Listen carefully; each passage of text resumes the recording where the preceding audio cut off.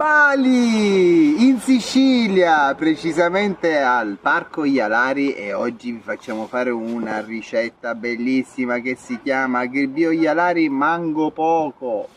Snoccioliamo il nostro mango e mettiamolo in un bel piattino. Del lime, andiamo a mettere un pochino sopra. Oh, grattugiamo. Il nostro tonno dello stretto, buonissimo, lo mettiamo tutto dentro. Tagliamo fine la nostra cipolla.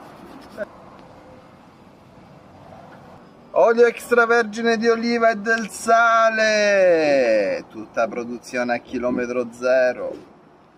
E il nostro piatto è pronto, buonissimo da mangiare, quindi il mango con una ricetta salata.